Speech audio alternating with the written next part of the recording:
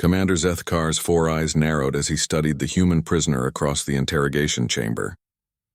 Captain Sarah Chen sat motionless, her hands cuffed behind the metal chair, blood dried on her temple from the crash landing.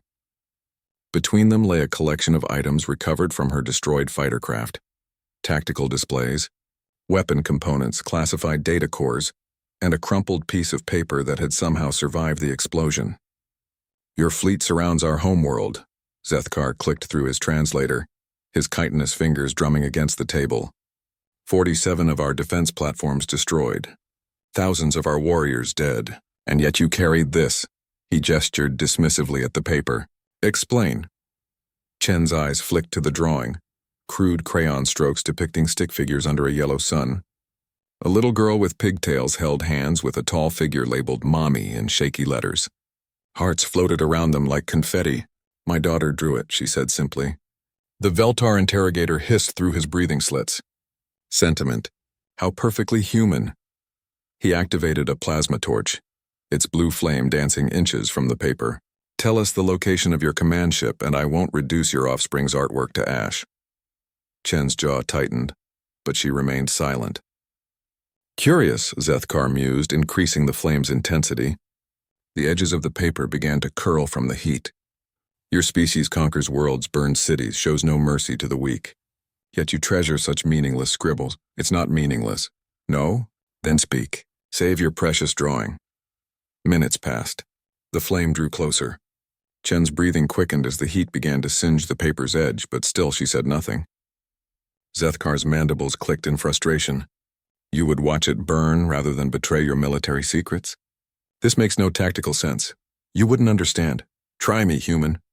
Chen looked up, meeting his alien gaze. "That drawing represents everything we're fighting for. Emma made it the morning I shipped out. She pressed it into my hands and said, 'Bring this back home, Mommy. It has all my love in it.'" Her voice cracked slightly. "How can I betray that by letting you destroy it?" The flame wavered as Zethkar studied her face. In 20 cycles of warfare, he had interrogated countless humans. They broke eventually for their lives, their freedom, their comrades. But this one would choose torture over watching a child's drawing burn. "Your attachment to offspring is well documented," he said, though uncertainty crept into his voice. "But this is mere paper and pigment." "Is it?" Chen leaned forward as much as her restraints allowed. "When Emma drew this, she poured her heart onto that paper. Every crooked line, every smudged color, that's her innocence, her love, her trust that I'd come home. You can torture me, kill me, but I won't let you burn the last pure thing in this war." Zethkar's secondary arms twitched nervously. The Veltar understood honor, duty, sacrifice for the collective. But this devotion to something so fragile, so impractical, it defied their logic. "Your fleets will glass our cities," he pressed. "Millions of our young will die. Yet you prioritize one drawing? That's exactly why I prioritize it." Chen's voice grew stronger. "Because in a universe full of death and destruction, someone has to remember that there are still children who draw pictures of love. Someone has to believe that's worth preserving." The plasma torch shook in Zethkar's grip. He had seen humans fight with terrifying efficiency, watched them adapt and overcome impossible odds. But he had assumed their strength came from their capacity for violence. This was something else entirely, a strength that came from what they refused to destroy. "You are protecting nothing," he insisted, though his voice lacked conviction. It's hope," Chen interrupted. "It's the reason we get up every morning and fight impossible battles. Not for territory or resources, but for the right of children to draw silly pictures and believe their parents will come home." Zethkar's hands trembled. In his own nest city, thousands of young Veltar created their own crude artwork. Geometric patterns pressed into clay, harmonic frequencies sung in barely formed voices.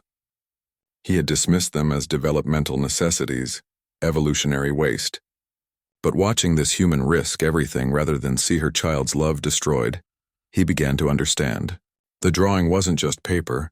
It was proof that something beautiful could exist in the darkness. That somewhere in the vast hostile universe, a little girl still believed in love. Slowly, Zethkar lowered the plasma torch. "Why?" Chen whispered, tears flowing freely now.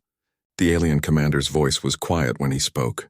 "Because perhaps there are things worth preserving beyond victory." He reached across the table and carefully smoothed the wrinkled drawing. his claws surprisingly gentle against the fragile paper. "Tell me about your daughter," he said, deactivating his weapon entirely. As Chen spoke of Emma's laugh, her curiosity, her dreams of becoming an artist, Zethkar found himself thinking of his own young ones. When had he last encouraged their crude attempts at creation? When had he last seen their work as anything but distraction? 3 hours later, Zethkar walked into the War Council chamber where his superiors planned the final assault on the human fleet. In his hand, he carried a child's drawing and a proposal for immediate ceasefire negotiations. The war that had raged for 7 years ended not with superior firepower or tactical brilliance, but because one human refused to let love be burned away. Because sometimes the greatest victories come from protecting the smallest, most fragile things, and because even in the darkness between stars, there are those who choose to nurture light instead of extinguishing it.